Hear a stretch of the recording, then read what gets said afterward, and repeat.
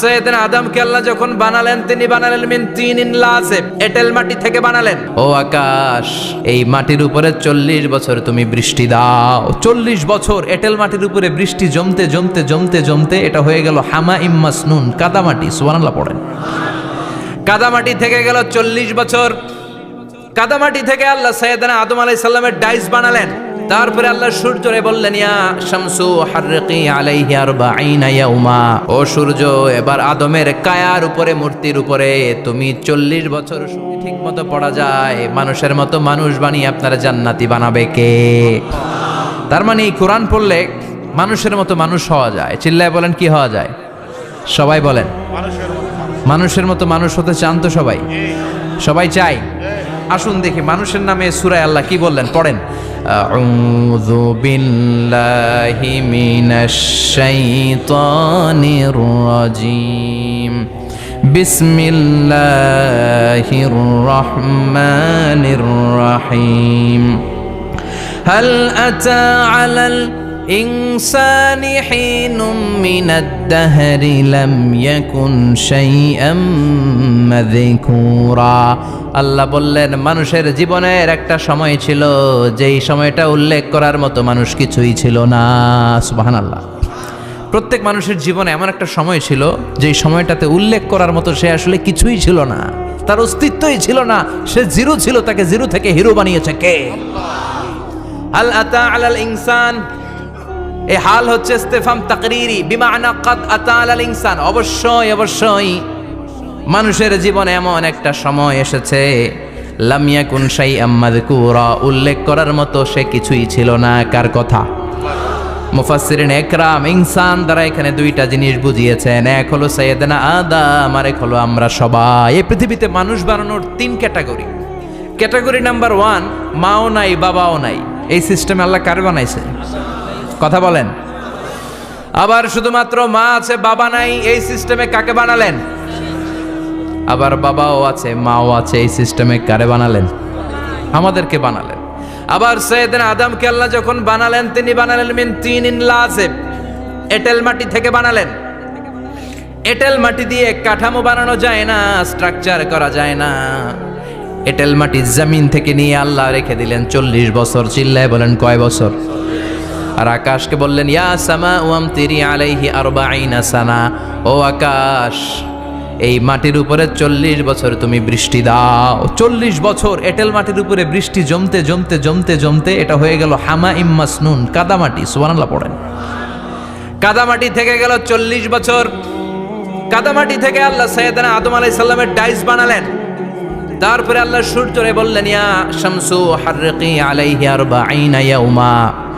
ও সূর্য, এবার আদমের কায়ার উপরে, মূর্তির উপরে তুমি 40 বছর সূর্যের আলো দাও।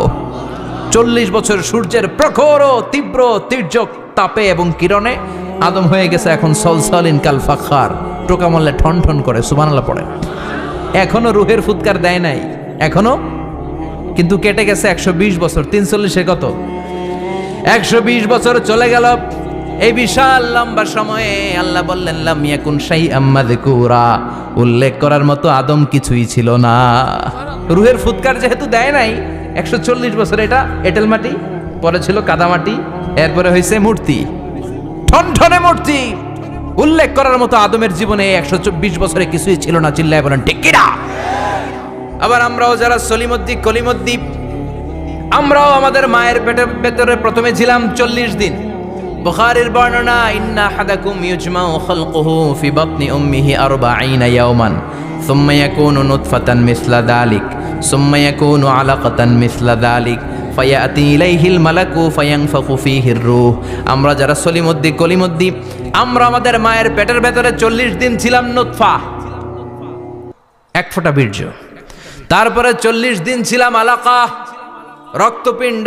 তারপরে 40 দিন ছিলাম মুদগা, গোশতপিণ্ড।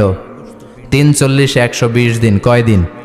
এই 120 দিনের লম্বা সময়ে লাম ইয়াকুন শাইআম মাযকুরা, উল্লেখ করার মতো আমরা আসলে কিছুই ছিলাম না, কারণ মানুষই তো হয় নাই, ডিফর্ম বেবি, এখনো দেহের আগাগোড়া কিছু হয় নাই। 120 দিন পর ফেরেশতা এসে আমার দেহের মধ্যে ফুৎকার দিয়ে যায়, তখন আমার হার্ট পার্টিশন চালু হয়ে যায়, আমার হার্টবিট চালু হয়, সিস্টলিক ডায়াস্টলিক, এই যে ধপ ধপ ধপ, এই প্রেশারটা ছাড়া মানুষ বাঁচে?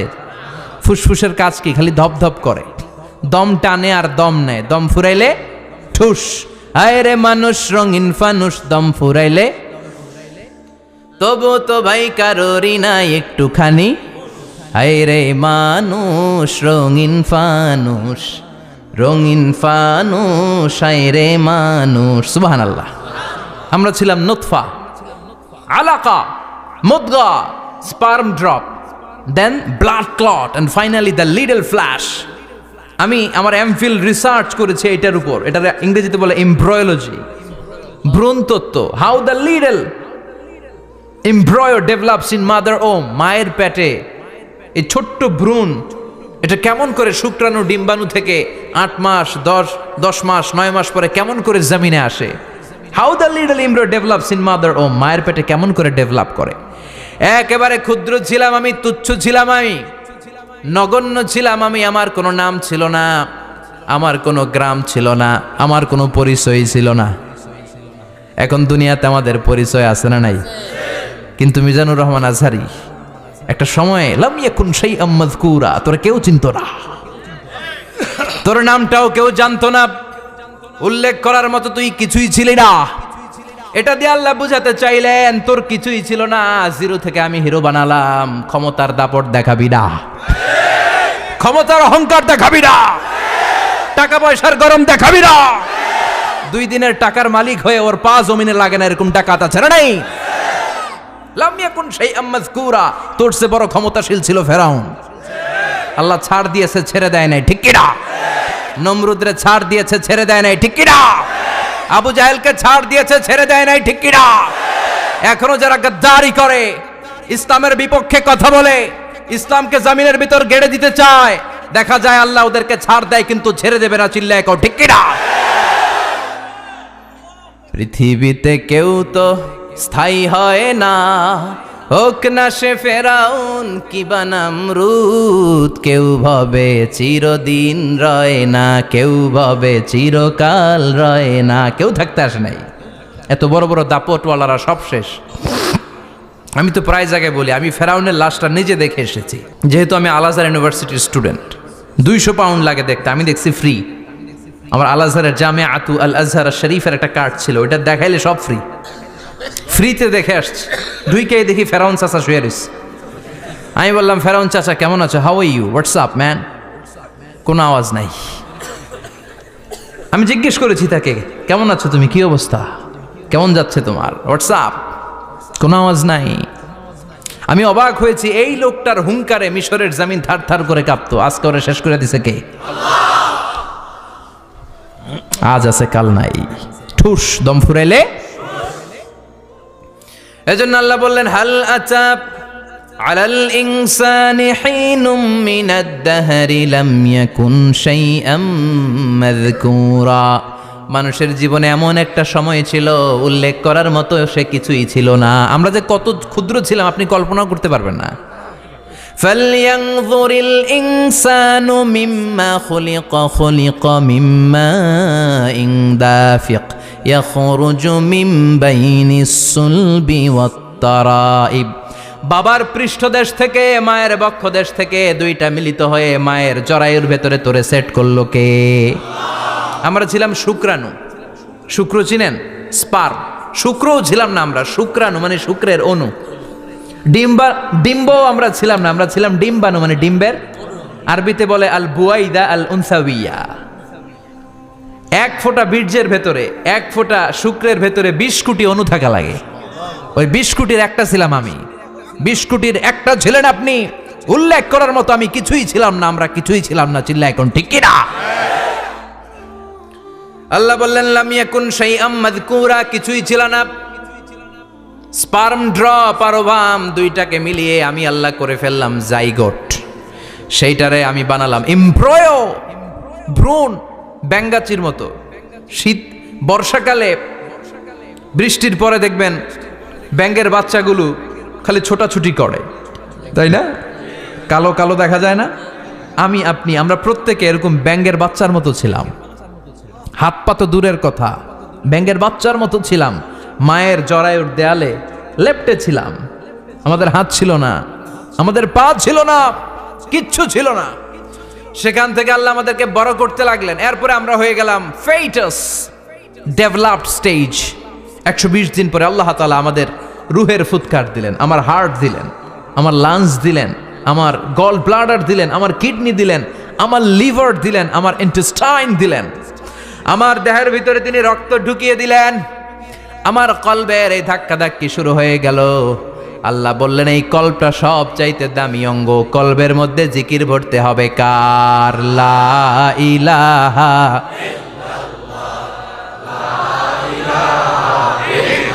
লা ইলাহা ইল্লাল্লাহু মুহাম্মাদুর রাসূলুল্লাহ সাল্লাল্লাহু। কলবের ভেতরে ভরতে হবে আল্লাহর জিকির। অনেকেই কলবের ভেতরে ভরে আয়না, আছে না নাই? আয়না বসাইয়া দে মোর দয়াল বাবা, কেল্লা কাবা আহেনার কারিগর, আয়না বসাইয়া দে মোর। তোর বাবার কলবেই তো আয়না নাই, তোরে কি আয়না দিবে বেটা? বিশ্বনবী কখনো বলেছেন কলবে আয়না বসাতে? বিশ্বনবীর সাহাবারা কলবে বসাতে হবে আল্লাহর জিকির। আলা বিযিক্রিল্লাহি তাতমাইন্নুল। দুনিয়ার কোনো কিছু কলবকে ঠান্ডা করতে পারে না, একমাত্র আল্লাহর জিকির ছাড়া। এজন্য আল্লাহ বললেন হাল আতা আলাল ইনসানি হিনুম মিনাদ দাহরি লাম ইয়াকুন শাইআম মাযকুরা। প্রতিটা মানুষের জীবনে এমন একটা সময় ছিল উল্লেখ করার মতো কিছুই ছিলাম না।